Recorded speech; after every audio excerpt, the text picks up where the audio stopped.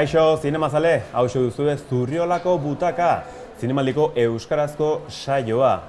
Iritsi gara azken egunera eta dakizunez hementxe izan gaituzue aste luze honetan bost edabide elkarlanean berria irutsuleko hitza Gaztezulo zine ataria eta 11 telebista. Esan bezala, irailak 30 larunbata iritsi da 75. Donosteko zinemaldiaren bukaera. Baina azken saioa ere badugu eta gaurkoan edukiak ez zaizkigu falta. Gainera eduki interesgarriak izan ere, zinemaldi honi errepaso bat eman nahi diogu, balantzen moduko bat ere eskaini nahi dizuegu. Horretarako gaurkoan gurekin izango dugu, segidan gainera, Maialen Beloki zinemaldiko zuzendari ordea, eta bestelakoak ere, sortzaileak ere nahi ditugulako azken egunean ere gurekin izan. Telmo Esnal, beste saritu bat Donostiako zinemaldi honetan, kasu honetan Global in Progress sailean, dantza bere proiektu hori esker, eta gurekin izango dugu horri buruz hitz egiteko.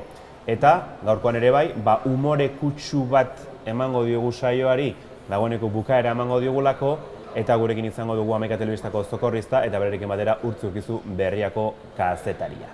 Besterik gabe, has dadila zinemaratoia.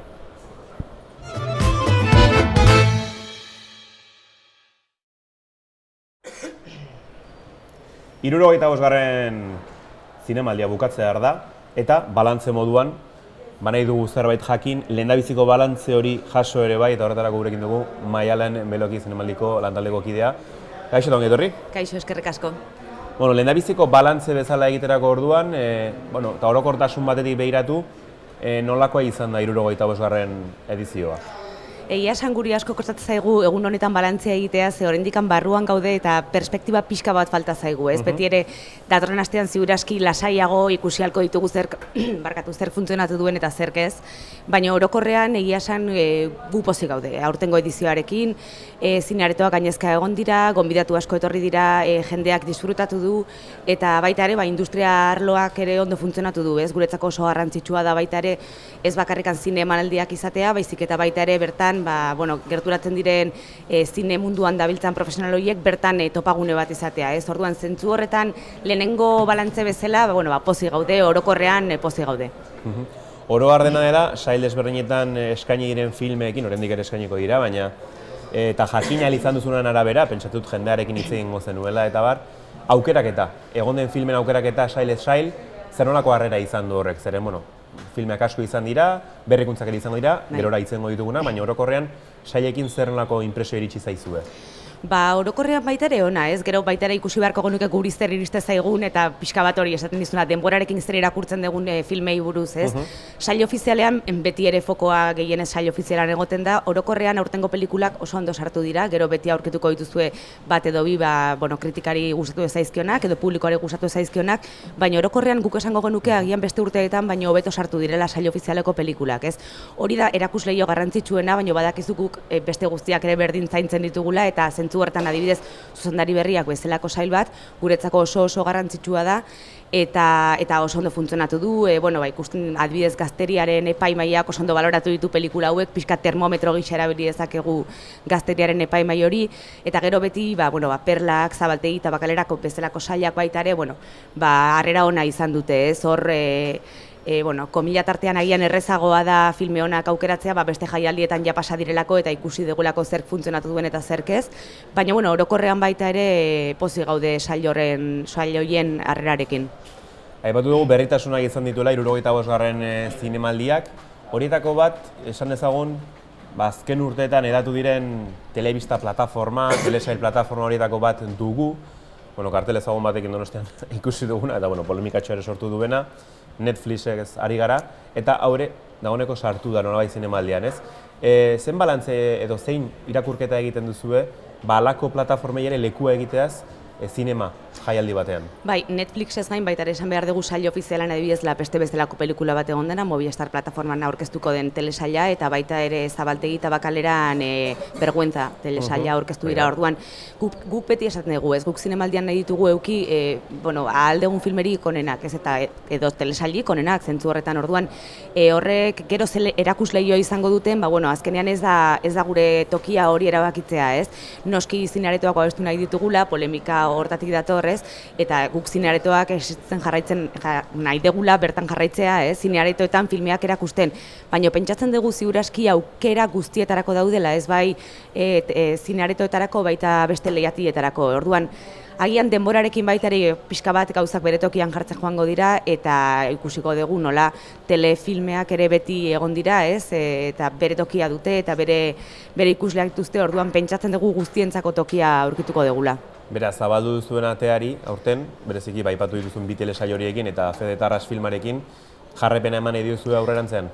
Bai, komentatzen dizun bezala guretzako garrantzitsuak pelikulak dira, Orduan, ikusten baldin badugu beste pelikula bat guk benetan pentsatzen duguna Donostia Zinemaldia barruan egon behar duela, eskatuko dugu, Gero ja zer erakusleia izango dituen, ez da gure erabakia. Eta etorkizunan iritsi daiteke telesail bat sail ofizialan egotea? Egon da, La Peste sail ofizialan zegoen naiz eta lehiaketa zat. Lehia barruan, noski. Bai, izan daiteke, ez gaude zertara itxita, beti zailagoa izango da, noski, telesailak gero jarraipen bat daukate, orduan ez dira bukaera duten filmeak, naiz eta ordu terdi edo 2 orduko saio bat izan, amaieran ikusleak galitzen dira pixka bat, esan ez, eta orain zer, jarraitu nahi dugu ikusten, orduan hori lehiaketan edukitzea beti zailagoa da, baina gu ez gaude zertara itxita, hori Jose Luisek beti esaten du baita ere, zinemaldi hau irekita dago benetan gertatzen ari denara, orduan ikusi behar dugu zer dagoen zinema munduan, eta hor egon ez. Zenbat aldatzen den ikusen zuen mundua eta badirudi behintzat zinemaldiak nahi duela egokitu gertatzen ari den horretara. Bereikuntzen artean bada beste bat, ezagik bitxikeria moduan edo, baina aurten Donostia sarietako bat Belodromora eraman duzue, Monika Belutxik bertan jaso zuen, eta ez dakit nolakoa izan da esperientzia hori, zeren, plaza haundi xamarra da, bestelakoa da, ezagutzen dugu Belodroma nola den, eta halako artista batek han jasotzea saria, nola baloratu duzu ezuek? Egia esan konkretuki Monika Belutxi gelitu zen benetan unkituta ez zuen esperoa, hainbeste jende Belodromoan egoteak hor sartzen direnean eta buelta ematen dutenean, ikusten dutenean Belodromo guztia beteta gelitzen dira beti hitzik gabe, egia esan. Eta zentzu horretan oso ondo funtzionatu zuen, Baina Donostia sarien berrikuntza ez da bakarrik hau izan, Bai kontzertua pixka bat ere aldatu nahi izan dugu, orain arte beti izarrei edo glamurrari begira egon gera, eta horri begira jarraituko dugu noski badakigu garrantzitsua dela, baina baita ere, eskaini nahi genien Donostia saria, zinema munduan garrantzitsuak izan diren zinemagilei, Eta zinemagileen kontzeptua ulertuta ez bakarrik zuzendariak baizik eta edozein profesio zinemaren barruan izan liteke. Zentzu horretan lehenengo saria Agnès Bardari eskaini diogu, pentsatzen genuen ezin hobea zela berari eskentzeaz lehenengo sari hau, eta baita ere areto ezberdin batean eskaini diogu sari hau, Victoria Eugenian. Orduan, Donostia sariaren kontzeptu hau pixka bat hautsi nahi izan dugu, aurten. Egon daitezke sari ezberdinak, toki ezberdinetan, eta pixka bat urtean begira erabaki beharko dugu nori eta non eman.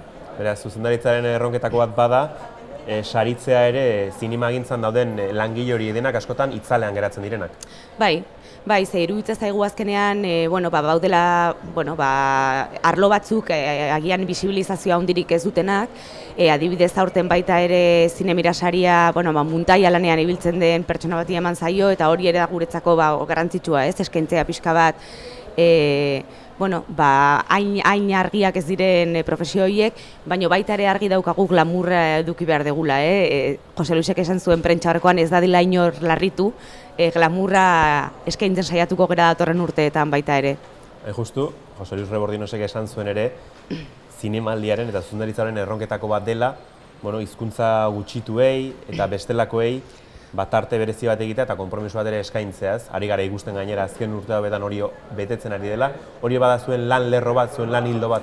Guk argi daukagu, beti Donostia Zinemaldia ulertu da gazteleari esker, pixka bat Hego Amerikako konexio bezala, baina guk esaten genuen, gaztelerak biltzen gaitu munduko atal handi batetara, baina euskerak zergatik ezin gaitu bildu beste herrialde eta beste territorio ezberdinetara baita ere, azkenean Europan hizkuntza ez hegemoniko asko daude, eta gure arazoa, euskararen arazoa, merkatu txikia daukagula da, zergatik ez dira saiatzen pixka bat, beste herrialde edo beste territorio guzti horiekin, merkatu berezi bat sortzen, zentzu horretan Global in Progress sortu genuen aurten, eta oso pozik gaude gainera dantzak jaso duela saria, Telmo Snellen dantzak jaso duela saria, Eta, bueno, pixka bada hori, zergatik ez gara saiatzen beste Europako hizkuntza ez hegemonikoak dituzten territorio edo herrialdeekin, lan elkarlanean saiatzenean euskararentzako ere merkatua pixka bat zabaltzen dugun.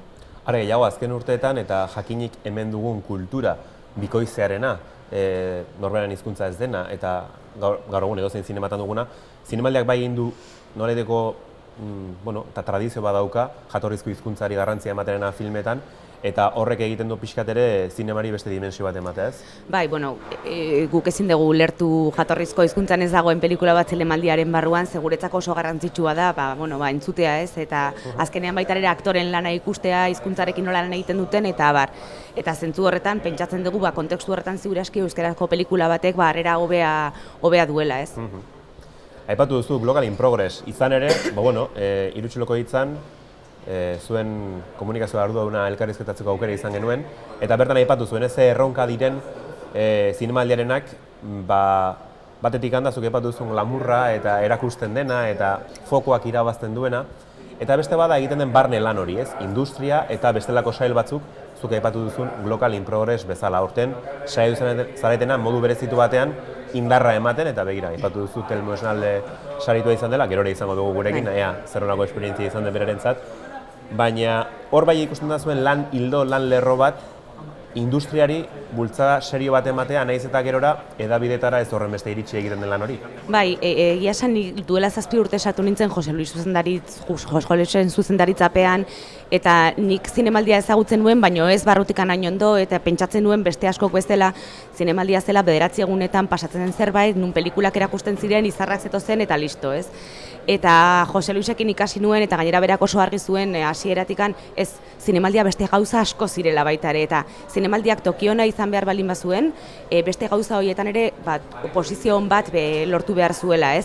Zentzu horretan komentatu duzu industria ekitaldiak, baina duela 7 urtetik aurrera beste arlo asko bultzatu dira, ez? Adibidez, talentu berrien edo gazten bultzada ematea, hor adibidez Elias Kerejeta zineskolarekin, baina baita ere ikusmira berriak bezalako residentzia programa batekin, biak tabakalerarekin batera egiten ditugu gainera. Adibidez hori ere zinemaldiarentzako apostu benetan garrantzitsua da, eta agian ez dauka hainbeste ikusgarritasuna, ez? Orduan, azkenean zinemaldiak gauza asko dira, eta guretzako garrantzitsuak guztiak dira, ez? Noski pelikula onak izan behar ditugu, noski gonbidatu bereziak eduki behar ditugu, baina besteak ere ondo funtzionatu behar du zinemaldiak toki garrantzitsu bat izateko. Guk, zorionez edo ez, egin dugu saiakera ona ekartzeko foro horietan ibili den jendea, eta esker ona adierazi dute. Zuekin ere, hitz egiterakoan, eta izan duten esperientzia dela eta edo zein dela industria saileko topaketa edo, baitere jaso duzu esker ona alegia. Pozik ateratzen dira irrebarre batekin. Bai, Donostia benetan topagune bihurtu da beraientzako, ez? Egia da beraiek esaten dutela Donostia zinemaldia jaialdi handia da, baina ez hain handia lasai ez ibiltzeko. Orduan beraiek ondo pasatzen dute, lasai dute, eta lan egiteko baita ere aurkitzen dituzu beste ritmo batetan, ez? Askotan Canesen edo bilatzen dituzunean denak korrika daude, zitak dauzkate 15 minutuero, eta hemen naiz eta lan egiten duten beste ritmo lasaiago batean. Eta horrek, azkenean baita ere, lan giro hobea sortzen du, ez? Zentzu horretan guk jaso dugun feedbacka beti ona izan da. Eta koprodukzio foroa bezalako ekitaldi batek, edo zinema eraikitzen, edo aurten Global in Progress bezalako ekitaldiek, nik uste dut oso harrera ona izan dutela zinema industriak ideen artean. Lan honek denak, etorkizunean fruituak ekarriko ditu zinemaldira ere? Bai, ja ikusi ditugu horren aukerak, ez? Adibidez, forotik pasa diren pelikulak eduki ditugu kasi sail guztietan, zinema eraikitzen bestetik pasatzen diren pelikulak ikusi ditugu baita ere beste jaialdietan lehendabizi eta baita ere Donostia zinemaldian bueltan, eta espero dugu naiz eta lehenengo edizioa den Global in Progresseko pelikulak baita ere bueltatzea, zinemaldira. Sailari errepaso egin baino, nahiago ere bai zinemirak ekarri duena eta izan duena ere azpimarratu. Aurten iaz baino gutxiago izan diren lanak sail honetan. Zergatik da, hala egokitu da, edo eta, evoluzio bada. Saiatu gero, karo, guk euskal zinema ulertzen dugu pixka bat orokorrean zinemaldiko sal guztietan dagoena, zinemira sailaren konkretuki bai pixka bat hartu genuen erabakia zinerako proiektuak aukeratzeko, ez agian telebistarako egiten diren erreportaiak, naiz eta oso interesgarriak eta oso ondo eginak dauden, agian saiatu gaitezke pixka bat konzentratzen zine proiektuetan, ez? Eta zentzu horretan murrizketa txiki bat izan da, baina ez da erabaki bat, datorren urtean agian berriro bueltatuko gera gehiago edukitzera, eta gainera uste dugu naiz eta gutxi diren oso ezberdinak direla, aukeratutako pelikula horiek eta pixka bat ematen dutela, erreflejoa urtean egindakoarena, ez? Zinemaldiak ere bere izena eta bere irudia pixka bat ez aldatu, baina bai eraldatu du azken urteetan Euskal Ekoizpenei dagokienez, sail ofizialean filmak izateagatik eta, kritika ona jaso dituzten filmak ere izateagatik. Aurten sail ofizialean handia dugu, eta iruditzen zaizu Euskal Zinemagintzak zinemaldiarekin batera bide bat ari dela jorratzen ere zentzu horretan? Gu saiatzen ari gara, ia esan, baita ere hori Jose Luisekin, ni beti hitz egiten dut Jose Luisa zuzendaritzapean, zen ni hor ibili naiz, ez de konparazio bat egin nahi, ez ere nire esperientziatik hitz egiten dut. Saiatu ginen hasieratik, bai EPAPV eta bai Ibaia ekoizleen elkarteekin biltzen, eta baita ere beste zuzendari eta ekoizleekin biltzen sistematikoki urtean 4-5 aldiz, pixka bat entzuteko beraien beharrak zer diren eta jakiteko ea zinemaldiak zer egin dezaken, zeo zer egin balin badezake. Orduan, bai hor urte guztiko lan bat da baita ere, eta baita ere ekitaldi hauek askotan beraiei entzunaren ondoren sortzen dira, ez? Orduan, gu saiatzen gera ahal den heinean zinemaldiak beraientzako laguntza bat izaten, eta ekaragarri pozik gaude beraien pelikulak, euskal ekoizpenak zinemaldian edukitzeaz, ez? Guretzako notiziarik onena da euskal ekoizpen bat sail ofizialean edukitzea edo zuzendari berriak bezalako sail batean edukitzea. Orduan guk asko irabazten dugu baita ere, ez? Pozik gaude gaur egungo egoera horrekin. Zaila da horrea urtero edukitzea zerbait, baina tira, badirudi badala zerbait hor, aste honetan asko hitz egin dugu horri buruz eta badirudi mugitzen ari dela behintzat, industria sailetikan iritsi edo ikusi dugunaren arabera. Etorkizunari begira, noski, normala da, 75. ekitaldia bukatzera doa, 76. begira, seguru nago, zeharka bada ere, edo agian uste baino gehiago, bazaudetela, eta, okerez banago, datorren urtean, ez dakit zenbateraino aurreratu daiteke nazioarteko topaketa bat egongo delako, eta ez dakit hemen Maialen Meloki zerbait aurreratu aldigun, zeren interesgarri izango delakoan nago. Bai, gutxi aurreratu dezaket egia esan, gainera esan diazu komunikazio hartu dugunarekin hitz egiten egon zinatela, eta ziur nago Rutek nik baino asko hobeto esplikatu ahalko dizuetela hau, baino bai saiatzen ari gera pixka bat nazioarteko prentsa indartzen, Donostia Zinemaldiaren barruan, eta zentzu horretan kongresu bati begira ari gera, baino orain, eta hasi gera, ja hasi ginen aspaldi ideia horren inguruan lanean, baino oraindik asko tokatzen zaigu, ez? Lan egin behar dugu eta ez nago asko aurreratzeko momentuan honetan. Halere, Maialen ja dagoeneko 76. begira dago, edo oraindik bukatu nahi du hau? Bi gauzak batera joaten dira, ez? Momentu honetan benetan amaitu behar dugu eta baita ere, pixka bat ireki behar dugu reflexio momentu bat, ikusi zer funtzionatu duen eta zerkez, eta saiatu, erabaki batzuk hartzen horren inguruan, baina kasi batera hasten gera baita ere datorren edizioari begira, bi lanak batera etortzen dira. Zuk aipatu duzu eta bukatze aldera, zeren etorkizuneko beste, pizgarri bat izan daiteke zinemaldiari loturik, da zinema eskola hori, Tabakaleran duguna, Elia Eskerejeta, zinema eskola egin zuzen ere. Zer nolako ekarpena egin aldio halako zinema eskola batek Donostian izan, eta zue gainera Tabakaleran egonda, zinemaldiarekin batera, zer nolako ekarpena egin aldio? Egia esan gu pentsatzen dugu zinemaldiarentzako erdi plazoan benetan garrantzitsua izango dela zine eskola hau. Azken finean, 3 instituzioak, Tabakalerako proiektu kulturala, Donostia Zinemaldia eta Euskadiko Filmategia eskolaren barnean gaude, eta guretzako batetik izango da, pixka bat guk egiten ditugun lanen inguruan, ezagutza hori pasatzea datozen jende pertsona berriei, baina era berean baita ere guk beraiekin batera, bai ikasleekin eta baita ere bertara gerturatuko diren gonbidatuekin batera eta irakasleekin zinemaldia pentsatzea, ez? Orduan, guk beti esaten dugu, guretzako gazte jendeatik gertu egotea dela kasi garrantzitsuena, ez? Ze beraiek gu momentu honetan gaude, baina beraiek etorkizunera begira egongo dira, eta benetan iruditzen zaigu think tank antzeko bat izan daitekeela guretzako eskola hori, ez? Aukera paregabea da, edifizio berdinean gaude, elkarlan lanean gaude, eta lantaldean elkarrekin lan egiten dugu, ez? Pentsatzen dugu erdi plazo batera benetan garrantzitsua izango dela bai Donostiarako, baino gehiago, ez? Estatu mailan ez dago horrelako eskola modelurik, ez da ere, eta zinemaldiarentzako ziur gaude, topagune benetan garrantzitsu bat izango dela. Ikusiko dugu, ea datorren urtean dagoeneko lehendabiziko fruituak edo nabaritzen diren, baina bitartean bere horretan utziko dugu gaurkoa, animo, gelditzen diren orduekin, eta, badakit ez dela bukatzen zinemaldia bere horretan gaur, baizik eta bihartik aurrera beste bat ere hasten dela, 76. ere prestatu beharko duzuelako.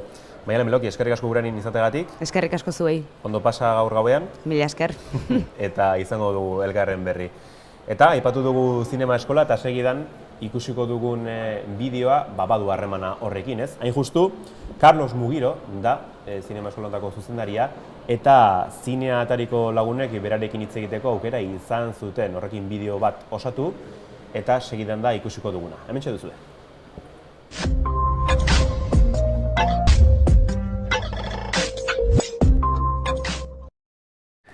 Mi nombre es Carlos Mugiro, soy elizondarra y soy el nuevo director académico de Cinescola. Bueno, el proyecto era muy interesante desde el punto de vista de la singularidad desde la que estaba planteado, ¿no? Era un planteamiento de una escuela de cine que estaba impulsada o generada por Diputación de Guipúzcoa, pero en la que intervenían 3 instituciones cinematográficas de prestigio, ¿no? Como son el Festival, el Cinemaldia, Filmoteca Vasca y Tabacalera, como Centro de Cultura Contemporánea. Un proyecto con una idea pedagógica nueva, ¿no? En torno a actividades o oficios cinematográficos que habitualmente no se tienen en cuenta. Y esta singularidad a mí me atrajo desde el principio.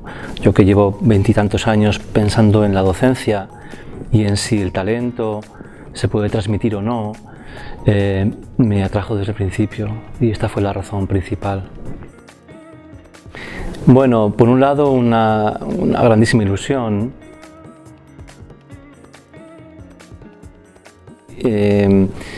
También una responsabilidad tremenda, ¿no? Yo creo que no sabía exactamente dónde me estaba metiendo, pero me siento muy respaldado también por las instituciones que están detrás y muy ilusionado por la posibilidad de levantar un proyecto pedagógico que es innovador en muchos aspectos, ¿verdad?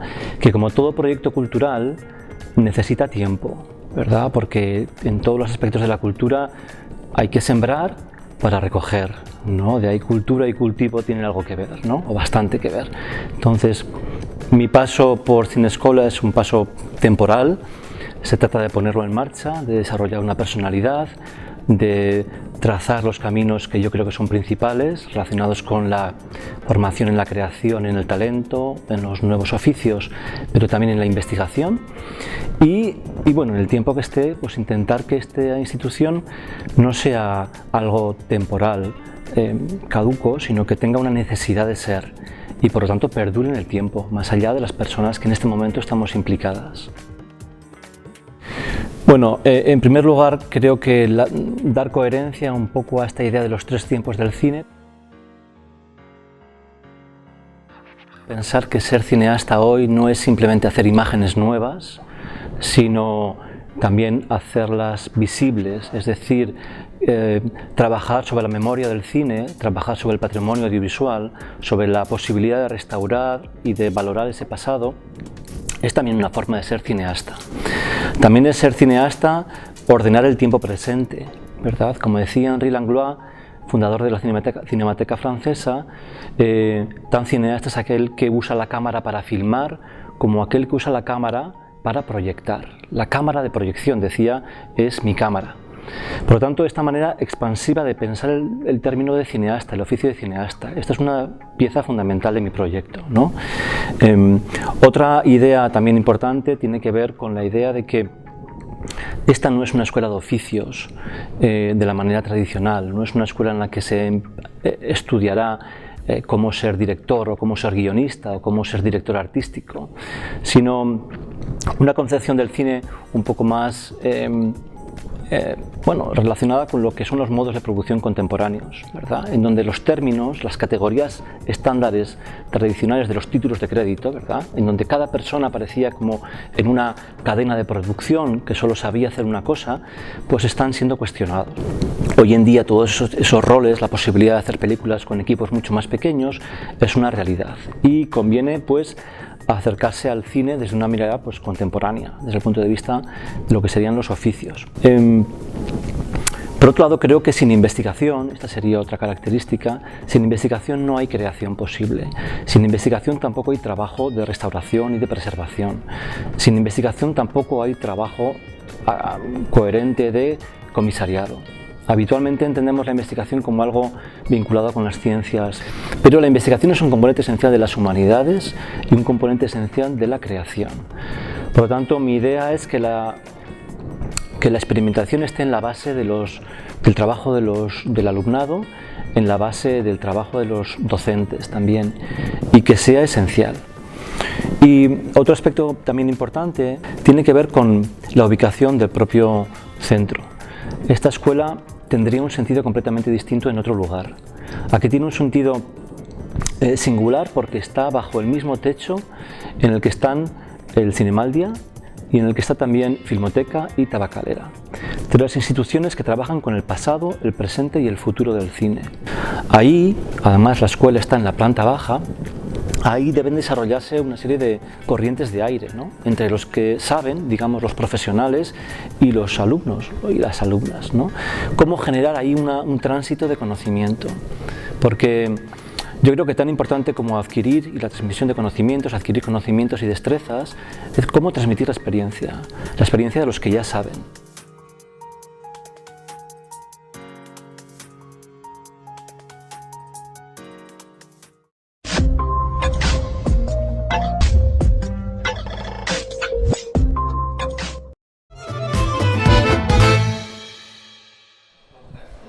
Zurriolako butaka saioari hasiera eman genioenean, ez genuen sekula pentsatuko, gonbidatuak etortzerakoan, aurrez dututa zeuden gonbidatuak etortzerakoan, horrenbeste saritu izango genituenik. Hain justu, gurekin izan zirelako, Maider Fernandez, Ander Iriarte, Simon Fuchs bera ere, eta gaurkoan Telmo Esnal, kasu honetan Global in Progress egitasmoan dantza bere proiektuak saria irabazi duelako. Beraz, benetan, gu ere ari gara egiten gure bidea zentzu horretan, ez? Eta horretarako, eta horri buruz hitz egiteko, gurekin dugu Telmo, eta estimatzen diogu hemen izatea, eskerrik asko Telmo, gurekin izateagatik. Zuei, gonbidatzeagatik. Horrenbeste saritu, hori ere posteko albistea da, eta ezer baino lehen, pentsatzen dut, oso gustora izango zarelako, dantza bezalako proiektu horrek, horrenbeste nik uste buru osten baten dizun lan horrek, balako saria eskuratu duelako. Bai, baina dantza zitzen baino lehen, nik esango nuke, saritu asko eta aurpegi berriak, eta hori euskal zinearentzat importantea dela, ez? Bai Simon Fuchs eta Maider eta Ander Iriarte bera ikusi ja proiektu berriekin, lortu dutela sarituak izatea beraien beraien industriko lekuetan, hori oso garrantzitsua da, ez? Zalantzari gabe, baina zure kasuan ere bai, dagoeneko zu beste bide bat egina duzu zinema munduan, baina hor baduzu proiektu bat oso gogotsu ari zarena ekiten, eta pentsatzen dut Global in Progress bezalako egitasmo honek bultzada berezi bat ematen diola dantzari.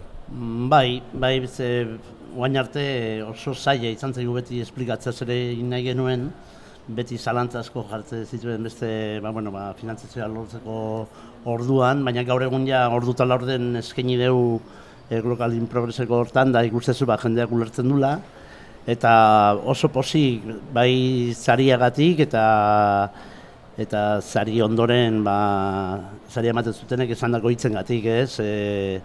Eta bai, bultzada ikaragarria, honek suposatzen du kondizio honenetan egingo deula postprodukzio guztia Madriko enpresa horietan, eta politia da, niretzat batez ere, Madriko enpresa pila bat, euskal dantza tradizionalari zari bat ematea, ez? Nola bait. Eta oso politia, bultzada ikaragarria proiektuarentzat, eta aurrera jarraitu behar, bukatu behar. Global in Progress, aurtengoan zinemaldiak garrantzia berezia eman nahi izan dio egitasmo honi, zerbait azaldu dugu, baina hola labura irazita, zer da Global in Progress? Bueno, zer dan, da industriak elkartzen dira, eta egite Europako hizkuntza ez hegemoniko edo hizkuntza murriztuak edo, ez da egit. Nahi, da bultzada bat ematea hizkuntza horietako zinemagintzari, mundura ateratzeko edo leio bat zabaltzea, euskera, katalana eta holako hizkuntzei leio berri bat zabaldu, oihartzuna izan dezan, da gure pelikulak nolabait zabaldu ditezen edo ezagutu daitezen, hemendik kanpo, ez? Eta nik uste beharrezkoa dela, gure zinemagintzan gero eta produktu hobeagoa aia lantzen, eta horixe da behar duguna, ez? Guk euskal zinemagilo, horixe behar dugu, ez? Hemendik kanpora atera gure lana, ez? Eta alde hortatik badakigu egon diala banatzaile internazionalak ikusten pelikula horiek, lokalekoak, festival importanteak ere izan dira ikusten, da horrek behintzat jartzen zaitu puntu batian, ez? Bestela adibidez, festival horiei helarazteko gure lana nahiko komplikatu izatea beti, ez? Nahiko lan, ez? Baliabide ederrak jartzen dizkizue zinemaldiak, sortzaile eta zinemagile zaretenei. Aipatu behar dugu dantza proiektu honetan, Juan Antonio Urbeltz eta Koldobika Jauregi pixkat lagungarri gisa, bideratzaile gisa izan dituzula, eta hau elkarrizketa batean adierazi zenuen. Zer eman dizaioke bakoitzak lanari eta dagoeneko zer eman dio, ez? Nik alde batetik dago eta importantena, dantza izanik da Juan Antonio Urbeltzek landu ditun bai koreografiak, ikertu dituen simbologia guzti horiei, ni horietaz baliatzen naiz histori bat sortzeko, eta, bera gabe pelikula beste bat izango litzateke, ez? Berak egindako, 40 urte da matzan dantza inguruan lan egiten bai berreskuratzen dantzak, simbologia horiek ikertzen eta beste aldetik dago Koldobika Jauregiren mundu bisuala, ez? Eta horrek ematen dio, euskal dantzari ematen dio beste potentzialia bat, eta hori lotuta Juan Antonioren ikerketak eta hipotesi guzti horiekin, nolabait dantzak ikusiko ditugu beste era batera, ez guain arte ikusi ditugun bezala, ikusiko ditugu espata dantzak, baina beste era batera. Hau da, azkenean, bai koreografiak eta bai Koldobikaren diseinu guztiak lan egiten dute historia kontatzeko. Eta noski, zu dantzari izan dakoa zara, okerez banago? Dantzari nahi, zoindik. Horren izara? Hori ere hona da, mantentzea hasierako ohitura horiek. Eta, noski, gauza bada dantza, oinarri izanik, dantza mundua ere erakusten duela, euskal tradizioa bera ere. Eta, jakineko nuke ea, dantzari zarago, eta berreskuratuz ondare hori gurea, zer nolako emaitza eta zer erantzune izan dezakeen alegia. Dantza munduko jendeak estimatu dezaken lan bat izango dela uste duzu, edo eta baita ere jakiteko hemen gurean dantza zer den? Nik uste balio dula denerako, ez? Lekukotasuna emango dio, gure dantza tradizionalei hor geratuko da hori, muestra bezala, eta nik uste pelikulak emango dula baita ere aukera gerturatzeko euskal dantzar sekula gertura ez dan jende horri, beste erabatea emango dio, eta dantzariak noski, sentituko dugu, gero polemika egongo dala, seguruenik egongo da, herri honetan polemika beti dago. Ez dantza ez dala hola, ez dala bestea, tal. Baina, guk egiten egiana da, nolabait aurkeztu beti ikusi izan ditugun dantzak beste erabatera. Eta hasieratik pentsatzen nun nora, zergatik flamenkoekin kontatu daiteke zer gauza eta dantza tradizionalarekin ez, gaur egun ezagu, euskal dantza tradizionalarekin soilik kontatu ditzazkegula baita ere gauza berriak. Eta begira. Emaitza bera, hau gogoa ikusteko. Baina, oraindik bere prozesua beharko du dantza proiektu honek, noizko horre ikusten duzue, benetan bukatzea behintzat filmaketa guztiekin, eta astea pixkat forma ematen aurkezteko? Bueno, filmaketa bukatuko ditugu abenduan, geratzegu pelikula bukaera grabatzea, 4 eguneko rodajea da. Leku berean izango da, baina 4 egun behar ditugu, 5-6 dantza dia grabatu behar ditugunak. Behin hori grabatuta daola, montajea ingo dugu, erabat bukatu montajea, bitartean musikak eta tal, eta soinuak lantzen jungo geha, hemendik aurrera, koordinatu beharko dugu, sari honekin, ea noiz eta nola egiten dugun, baina gure asmoa da urtarrila bukerako edo otsaila hasieran ja bukatuta ukitzea. Hori da asmoa, gero gauzak bideratzen dira edo ez dira bideratzen. Eta gero estreinaldia horri ikustea zaila da horretan. Hori ja komplikatu da, ez? Hori ja, bueno, aurkezten zoaz, festivaletara, aurkeztu beharko dugu, ea zein interesatzen den, zein ez, gero banatzaileak ere esango dutze garaidan honena estrenurako. Baina, bueno, behintzat pelikula bukatuta eduki, gustatuko litzaiguke otsaila hasieran ja bukatuta edukitzea. Eta akaso ondo bidean, 2018ko zinemaldiko zinemira saian egon daiteke, hori esan daiteke. Bueno, hori leio bat da, ez gaude itxita zertara, baina hori azkenean ez dago gure esku. Guk egiten duguna, eta egin behar duguna da, ahalik eta ondoen bukatu gatzeguna guztia, sari honek indarra emango digu hortarako, eta gero, aurkeztuko dugu, bai festival hontara, Donostira, eta beste batzuta ere bai, txatik ez. Eta ea zer gertatzen den. Aipatzekoa da, dantza proiektuaz aparte eta seguraski aurrera begira eta datorren urtean nik uste hitz egingo dugula proiektu honetaz, ikusiko dugu, baina nik uste baietz. Badala beste proiektu bat dagoeneko ja aurkeztu dena, sail ofizialen gainera, Handia filmazari gara, bertan parte hartzaile izan zara, zure lantxoa ere eskaini diozu, eta gaur jakingo dugu, ea zerbait eskuratzen duen. Beti esan hori da, sari bat da dagoeneko zinemaldian egotea, sari bat da gainera sail ofizialen egotea. Baina beste sarire bat iristen bada? Ikaragarria izango litzateke, ez? Ja lehen aipatu ditugunak, Handiako saritxoren bat azaltzen bada, izango da aparta, ez? Euskal Zinearentzat, zinemaldi hau. Espero dugu zerbait gertatzea. Zerbait erortzea hortik? Zatik ez. Hori ez dakizu inoiz, hori ez dago gure esku, ez? Eta postuko nintzake, jasoko badute sariren bat. Orokorrean, iritsi zaizunagatikan, hemen asko hitz egin dugu Handia filmaz, normalen bezala. Ze impresio zu zinemagintzan ibilita, inguruan zinegileak ere bai duzu, sortzaileak ere bai eta publikoa ere, baina orokorrean ze iritsi zaizu egindako filmaz? Gehiena ona iritsi zaite, baina, karo, ni ekipoko parte naiz. Laguntzaile bezala ibili naiz, orduan nire iritziak ere ez dauka, oso kontaminatua. Iritsi zaizun hori da, importantea. Iritsi zaidana, gauza onak gehienetan, ez?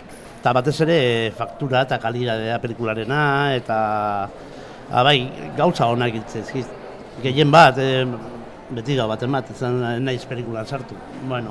Baina gehiengoa harrituta geratu da.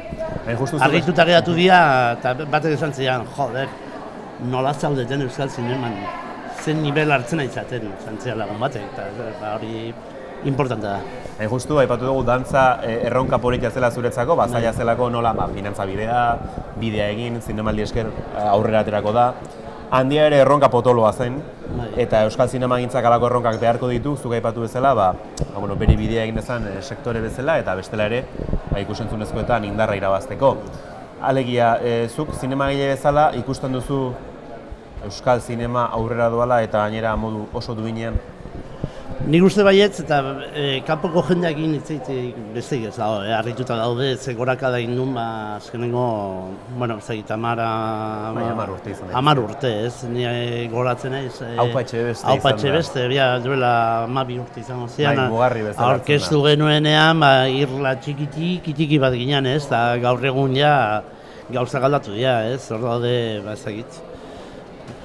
Loreak izan zen sesio ofizialen nengo aldiz, aurreko urtean bertsolari hontzan sesio ofizialean, kompetizioz kanpo, Loreak, Duela gero urte Amama, aurten ere Handia, da, bueno, baina baita ere kontuz, ez gaitezen ohitu urtero zerbait egongo danik, Eta dena ez dela mugatzen zinemaldira, noski? Bai, noski, eta gero beste alde batetik hor dabil, Koldo Almando, Locarnon aurkeztu zuen Cinco Fantasma, eta movimentu polikia da, eta gero nahi gehien gustatzen dana da, Simon Fuchs adibidez, saria eman diotela, asko betetzen hau, eta ikustea bi txirulako gazte horiek laguntza gutxikin da nola irian aurre atatzen proiektua eta proiektu interesgarria, konbertsore hor dago, badago mugimendua, gure zinean.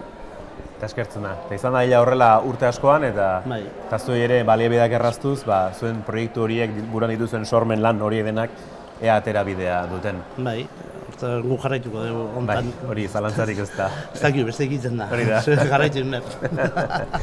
Oso ondo Telmo, eskerrik asko zuei gurekin izateagatik. Animo, ondo bukatu, musikak ere ondo sartu, eta ea datorren urtean zurekin hitz egiteko aukera dugun.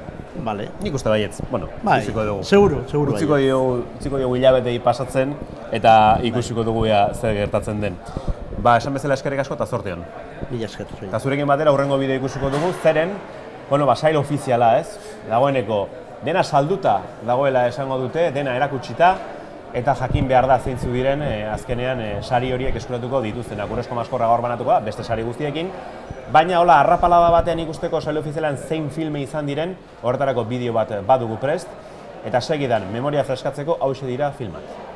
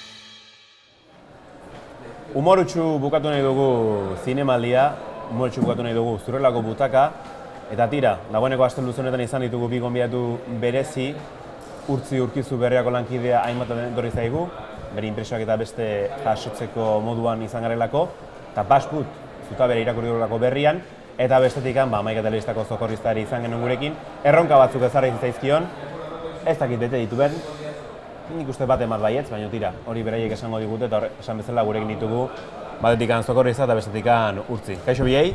Egunon bai. Bueno, hori, ez dakit erronka horiek Urtzik, gora ezagun Urtzi, ze erronka jarri zen nidu zokorrizari? Argazki insinuanteren bat, Monika Belluccirekin eta gian Jon Malko birekin. Jon Bimalkorekin ezin izan nun ezer lortu, eta Monika Belluccirekin lortu nun, argazki bat, hola esan nion, let's dance lambada. Eta lan bat antzaten egon ginela, lan batek argazki jata zigun, eta bueno, nik uste nahiko insinuantea zela, baina kasualidadea handik antzebilen Arnold Schwarzenegger. Baina etzen Arnold Schwarzenegger, zezen T800 bat, osea, beha batzutan egoten da pertsonalki, baina batzutan bialtzen du eskainet T800 bat, eta justu guztietan T800a, eta bere laser begiradakin mobila izorratu intzian. Eta orduan argazkirik ez da. Osea, eta bestak izute zen bat sentitzeten bilotzian, zoi fallatu izan, ze nire hitza eman nun eta nire hitza puskatzea, Ze balorazio egiten duzu, Urtzi? Pena da, baina ulertzeko ere bai. Pena da, baina markatuko diogu sokorristari, baliabide gutxikin ere ibiltzen da, behan nahikoa meritua badauka, batea eta beste ibiltzea, baina hala ere, badago beste argazki bat, Malko bi aipatu dugula, bai, topatu dugu, eta argazki horretan, gure lankideak oraintxe jarriko duen argazkian, azaltzen da, epaimaiko besteekin, keinu bat eginez, eta pentsatzen dugu, keinu hori izango dela handiari zerbait emateko edo agian saria handiena, gaina aipatu genuen aurreko saioan nola Euskalduna zen, Malko bi, eta gaina pres egingo ziola einautek, eta hori ez dakigu argazki hori ata duten sokorristaren presioagatik edo zergatik. Egia esan da, kaletik ikusi nun eta esan nion, handia, eta hola intzian behak ebai, ez? Orduan, igual behak zeo zer bat zeukan aldez aurretikan, baina egia esan nik ez dut pres gehiagir egin. Osea, presi gabe ibili naiz, eta orduan Presinkatxa, kaso? Presinkatx gomanio baten bati, bai, baina hontan... Bai, nik uste gaina jazkera laguntzen dizula presinkatxerako, nik ikusten zaitut, aurrera begira nahi bazu. Hala ere, dakat notizi bombatxo bat, ze karo, Monika Belutxikin argazkiaten ez du balio, baina ez dakik konturatu zuten txapela falta zait. Ara, zein eman diozu? Monikari asko gustatu zitzaion, eta nola esan ez Monikari. Orduan, ikusten badezute, egunen batean txapelakin, gogoratu, ostras, sokorristaren txapela da. Txapela berdea, beraz, kontuz, berarekin eraman egin zuela Monika Belutxik. Bai. Dena dela, zinemaldian izan duzu aukera beste famaturen bat topatzeko edo tapatzeko? Ez, hor Keller Karpan batzuden batzu, baina ez dakit, beldorra ematen zian, igual sartu eta igual jendea disgustoa egon, orduan ikusi txut pixkat, kanpotikan pixkat behaien begirale ibili naiz, pixkat bazparen nola ibiltzen ziren, jaien baten obesten ere informadoreak nituen, eta bueno, nahiko lasai ibili diela, atzo Made in Spain festa pixka bat deskarriatu zen bat beste, baina, bueno, ez. Osasuna, ez da egon inolako arazorik, ambulantzia gutxirabili dituzte Donosteko Zinemaldian, eta beraz, ondo. Zaindariak ez du lan askorik izan, sokorristak. Alde hortatikan, pozik. Benetan, esanguratxua. Bueno, Urtzi, ez dakizu ikusi duzun sokorrista Zinemaldian filmak bai, baina sokorristari ibili da, ez dakit ikusi duzun. Ikusi nun sokorrista mozorro batekin, beste mozorro batekin, diskoteka batean, ordu txikitan festa batean. Bai, han topatu nun sokorrista mozorrotuta. Eta zaindu zintuen? Hori ja ez dugu komentatuko, baina ez dakit, sokorristak festa horren inguruan zerbait esan nahi du. Bai, esan da, ez dakit, zinemaldiko festak batzutan ematen du oximoron dela, ez? Ze batzutan festatik asko ez dakate gehiago egon, lasai, hartu tal, igual postureotik pixka badute. Eta orduan, nik esan, pixka bat martxa jarriko diot honi, ez? Aber baten bat pikatzen duen, eta pixka bat bere fakultateak proban jarriko ditut dantzan, eta orduan ikusten badete, flajatzen da, orduan lasai emango de, leku batea, oxigeno eskatukoet. Orduan, pixka bat horre bilintzen, jendea xaxatzen, pixka bat dantzan, jaten, eaten, eta giro politia hontzen, euskal aktoreak, eta euskal ekoizleak, eta euskal unibertsoko, eta euskal etzienak ebai hor batzuk infiltratu ziren, eta giro politia hontzen, hor jateko eta eatekoten da olako jaitan, eta hori bintzat eskergarria. Behan du iritsi nintzen gominoleta, ze pixkat hor liatu nintzen jendeakin hitz egiten eta hola, eta kontrolatu nintzeneak hor gominolen postu bat zeon, eta ezin izan hartu. Baina bai, ondo pasa genuen. Bueno, balantzea behintzat horrena bat dugu.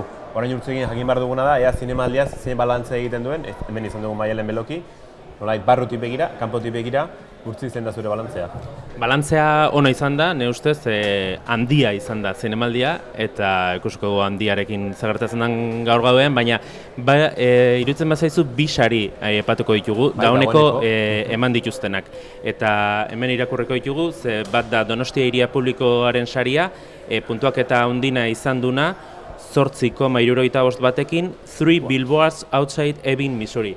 Eta film hori oso gomendagarria esan digute ikusi dutenek, bai Gorka Erostarbek eta beste lagun batzuk hemen ibili direnak filma oso ona dela esan dute eta gomendatu dute, ikusi dut ere komentarioak irakurri ditut oso onak. Gero, gazteriaren eroskisaria ere dagoeneko banatu dute eta hor irabazlea izan da 8,07 puntukin Matar a Jesus, Kolonbiako filma, eta ez dakite izenburu horrekin Matar a Jesus sokorristari ez dakite zerbaiten gogua sartzen duten zaio. Bai, bueno, nik nahiko ateo xamarra naiz, orduan Jesus eta kristautasuna eta irudikatzen duten hainbat ikono ezpalaude hobeto, ez? Aber, naiz jungo jende kristauak atzen, eta... Baina, bueno, Jesus ez dakit orden Jesus hori, orduan ez dakit Jesus merezi duen hiltzea, ez, bai, Jesus Gil etortzait burura, bai, hilda dago, orduan ez dakit hilda dagoen norbait berez hiltzea, izan daiteke ez. Baina bai, ikusgarria, gaina jendeai gustatu baldin bazaio, ikusi berko, gaina Kolonbiatik nahiko proposamen interesgarriak ikusi izan ditutola normalki, eta zait, ber. Hor galdera da, sokorristaz zineman izan den filmak ikusten. Film bakarra ikusiet, bai? Elkarrekin Together, bai? Bakarra? Bai, hortxe, eta gustatu zitzaidan, bai, mola pixa gehiago ikuspuntu arkeologiko, historiografikotik, igual cinematografikotik, baina cinematografikotik, zekoan hor irudi batzuk eta hola, baina, bueno, dokumento bezala politia, eta gaina, hori ez, Euskaldunon arrastoa hor Ameriketan, eta guzti hori, nik uste hor arakatzeko edo investigatzeko senda bat dela, eta, bai, gustora. Aipatu behar dugu, Hamaika Telebistan nik uste daitekeela sokorrista, eta, telebista saio bezala, hori da formatua. Bai. Eta laizterren moraldia bukatzear. Ez dakidana da, akaso, filme bat egiteko ere ideia sortu zaizun? Horrengoz ez, hori produktorek ikusi beharko dute, ze hor produkzio bat da. Bai, ibilizarako produkzio bat ere. Bai, orduan hemen industria talean taula esan diate pixa muitu dela sokorrista. Netflix hori altzetik handa hola, baina Netflix igual mainstream egia dela, eta igual zait. Baina, bai, esan dezun bezala ja bukatzear dago lehen denboraldia. Gaina primizia bezala esan bihar izango dela azkeneko atala. Eta orduan hori. Oraingoz behintzat hor utziko dugu, gero ikusiko dugu, pelikula bat egin, edo liburua egin, edo storyboard bat. Edo kasete bat atera. Edo kasete bat, bai, osea, mila aukera hau, ez? Gaur egun gainera, formato zaharrak berritzen dira, viniloarekiko hainbat gauza egiten dira, ez da egiten. Orduan, hor segatuko, oraingoz behintzat, stand-byen. Dena dela, zer aurrera duzen ezake azken saio horretan ikusiko denaz? Azken saio horretan, batez ere zine kontuak edo izango ditugu. Zinemaldian egon nintzen, pixka bat hemengo ingurumarian gauza batzuk, eneko Sagarduirekin egon nintzen, gero bai Pasai Donibanen egon nintzen, Juan Berasategiren inguruan hitz egiten Koldo Izagirrekin, eta pixka bat zinemaldian inguruko gauzekin. Eta zu urtzi, animatuko zinateke, sokorristari errelebo hartzen, orain denboraldia bukatzen du, atseden hartu beharko du, nekatua ikusten zaio pixka bat, gainera txapela galdu du. Monika Blixi dauka, ez du galdu. Agian esku hobeagoetan dago. Baina ez dakit, erreleboa hartzera animatuko zinateke? Pentsatu beharko nuke, ez da? Bai. Baina agian Netflixek eskaintza oso handia eginezkero, hola, pentsatuko genuke, baina ez dakit beste pertsonai bat sortu beharko genuke, edo iraganeko Mikel Azuloko garaiko baten bat berreskuratu, edo ikusiko genuke. Gero, beste gauza bat komentatu nahi nuke. Aipatu du Juan Berasategi, sokorristak, eta hain justu atzo inauguratu zuten Pasaian Juan Berasategi auditorioa. Hori, apunte beste. Ondo baderitzu zuen konpainian emango dugu bukaera saioari. Eskerrik asko sokorrista. Eskerrik asko zuei. Bi bider gurin izateagatikan, ikusiko dugu azken saioa. Ja, ba. Nik uste itxura ona izango duela, zalantzarik gabe. Jendea zai dago. Bai, ezta? Normala da. Eta urtzi zure bai eskerrak, aste luze honetan gurekin egoteagatik. Zuri, Inaxio, eta besarkada bat biali behar dugu Bartzelonara handalako gure lankide Lara Madina Beitia. Eta justu, zuekin batera dagoeneko saiori bukaera emateko, eskerren atala nahiko luzea dugu, baina nik uste merezi duela tartea hartzea deni eskerrak emateko. Esan bezala, zerrenda luzea delako, lehenik elkarlanen aritu garen 5 edabideak azpimarratu behar direlako. Berria Irutxiloko hitza, Gaztezulo zineataria eta Hamaika telebista. Bigarrenik, saioa posible egin duten pertsonak. Asko direlako, hemen batzuk agertu gara, baina oro har askoz gehiago dira Urtzi Urkizu bera, hemen duguna, eta berarekin batera Lara Madenabeitia aipaturikoa, Andoni Mikel Arena, une honetan gurekin dabilena baino kameren atzean, baita ere, noski, Asier Aizpurua gaurkoan gurekin kameralari laguntzaile duguna, Imanol Urizar, hainbat egunetan izan duguna, eta baita ere, Maialen Goñi, zineatariko kidea bera ere lanen izan dugulako kameren atzean, hainbat bideo eskaintzeko moduan izan delako saio honetan. Hirugarrenik, programara hurbildu diren gonbidatu guztiei asko izan dira, asko sarituak, aipatu dugun bezala, eta beste asko aurpegi onarekin ona etorri, beraien agenda, promozio agenda horietan leku egin eta gurekin izan direnak, eta laugarren eta azkenik nola ez, saioa jarraitu duzuen ikusle guztiei ere eskerrak eman dizkizuegu. Zen urtez urte hemen jarraitzen dugu Zurrelako Butaka egiten, hartzen dugu konpromisoa, betetzen dugu eta eskertzen da ere zuek hor egotea. Beraz, beti bezala eskerrik asko Zurrelako Butaka gurekin jarraitzeagatik. Eta besterik ez, saioa bukatzeko unea da, argiak itzaliko ditugu behintzat edizio honetan, Donostiako 75. zinemaldia bukatuko da, Zurrelako Butaka aurten ere, eta ondo bidean datorren urtean ere hementxe izango gaituzue. Besterik ez, izan ondo eskerrik asko, eta gozatu zinemaz.